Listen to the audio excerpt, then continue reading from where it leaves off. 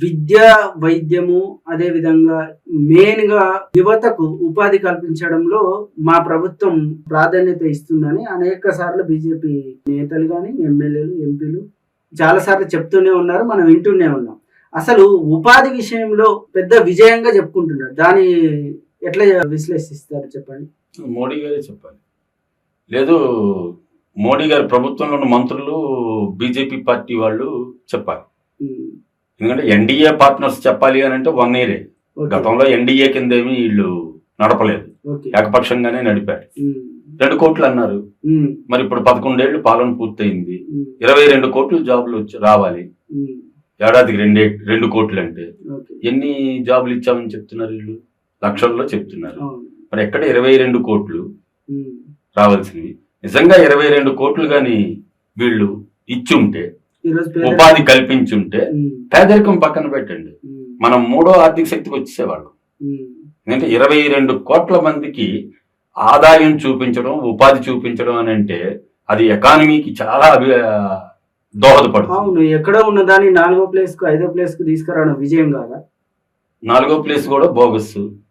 అది 2025-26. దానికి ఆల్రెడీ గణాంకాలు వచ్చాయి.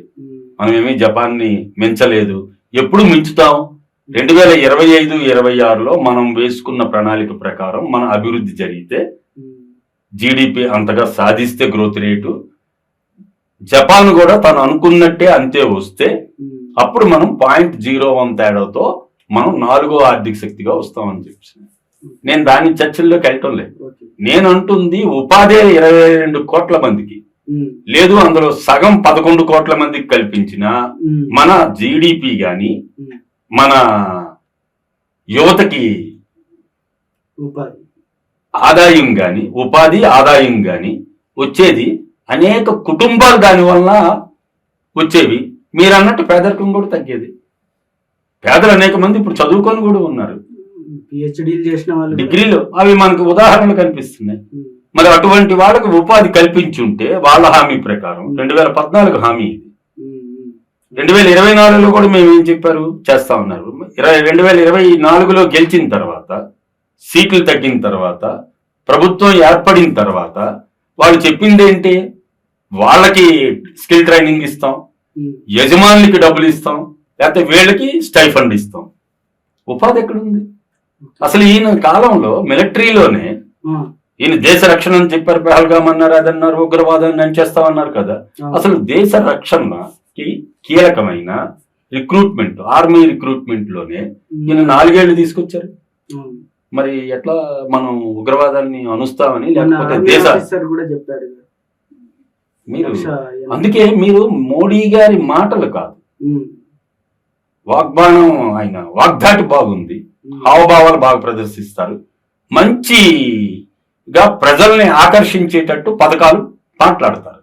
కానీ అవి ఎన్నికల ముందు. నేను అందుకే మీకు ఉదాహరణ చెప్పాను, ఢిల్లీ ఎన్నికల ముందు మాట్లాడారు. ఇప్పుడు మోడీ గారు 1 year పూర్తి చేసాం, లేకపోతే 11 ఏళ్ళు పూర్తి చేసాం, మేము ఇన్ని సాధించాం అని చెప్పినవి ఏవైనా తీయండి. అందులో ప్రజలకి ధరలు తగ్గాయా? ప్రజలకి విద్య ప్రభుత్వ విద్య అందించడంలో పెరిగిందా? వైద్యం అందించడంలో పెరిగిందా? ఏమనంటే మేము ప్రధానమంత్రి ఆరోగ్య బీమా యోజన అటువంటి తీసుకొచ్చు, అంటే ఇన్సూరెన్స్ స్కీములు తీసుకొచ్చారు తప్ప మీకు ప్రభుత్వ హాస్పిటల్ పెంచారా? మరి లేదు. జీడిపిలో ప్రభుత్వం హెల్త్ కి సంబంధించిన బడ్జెట్ పెంచారా?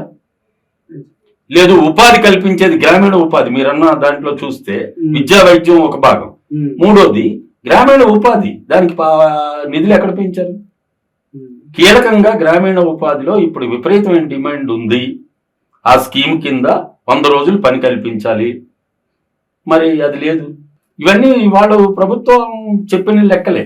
అందువల్ల వాళ్ళు అందుకే ఎక్కడా సిద్ధపడటం లేదు, ఈ సంబరాలు జరుపుకునేటట్టు వాళ్ళు చేయటం లేదు. ఎందుకు అని అంటే ఏం చెప్పాలి ప్రజలకి? ఏమి ఇచ్చామని చెప్పాలి? వాళ్ళు అడుగుతారు. వాళ్ళు నేను ఆపరేషన్ సింధూర్ చేశా, లేకపోతే నా జీడిపి 4వ శక్తిగా వచ్చేస్తుంది, లేకపోతే వచ్చింది, నాకెందుకు? నేను ఒక సామాన్య ప్రజానీకం, నేను ప్రజల్ని. నాకేమి ఇచ్చారు? ధరలు తగ్గించారా? నా కుటుంబంలో ఎవరికైనా ఉద్యోగం వచ్చిందా? నా కుటుంబంలో ఎవరికైనా ఆరోగ్యం బాగుపడిందా? లేదు నా కుటుంబంలో ఎవరికైనా, అది కూడా అనౌన్స్ చేశారు 2022 కల్లా మేము అందరికి భారతదేశంలో మేము అందరికి ఇల్లు లేని వారు ఉండరు అని చెప్పి 2022. ఇప్పుడు మరి 2025. మరి ఎంతమంది ఇప్పటికే చూస్తున్నాం కదా, మన తెలంగాణలోనే చూస్తే మరి నిజంగా కేంద్ర ప్రభుత్వం ఆ స్కీమ్ని ఇస్తే రాష్ట్రాల్లో అసలు మీకు ఇల్లు డిమాండే రాకూడదు కదా. ఇళ్ల సమస్యల మీద, సొంత ఇల్లు సమస్య మీద ప్రజలు, పేద ప్రజలు రోడ్ల మీదకి వచ్చే పరిస్థితి ఉండదు కదా. మరి ఎందుకు వస్తుంది? మన తెలంగాణలోనే తీసుకోండి, తెలంగాణలో కూడా భారతదేశంలో భాగమే కదా. మరి ఎందుకు తెలంగాణలో ఇప్పటికీ మీకు ఆ సమస్య తీరలేదు? ఇప్పటికీ కొన్ని లక్షల అప్లికేషన్లు వచ్చాయని కాంగ్రెస్ ప్రభుత్వం అన్నది పక్కన పెట్టండి, కానీ కేంద్ర ప్రభుత్వం చెప్పింది కదా భారతదేశంలో మేము ఎవరు ఇల్లు లేకుండా ఉండనివ్వమని. అందువల్ల స్వచ్ఛ భారత్, మేము ఎవరిని బయట టాయిలెట్ లేకుండా చేస్తాం. అసలు గ్రామీణ ప్రాంతాలు ఎన్ని చేశారు, ఎంత చేశారు తీయమని లెక్క అవి. అందువల్ల ప్రజలకి ఏం అనుకూలింది? 10 ఏళ్ళు మోడీ గారి ఏకపక్ష పాలన, 11వ ఏట మిత్రపక్షాలతో కలిసి పాలన, కానీ ప్రజలకి వీళ్ళు ఏం చేశారు?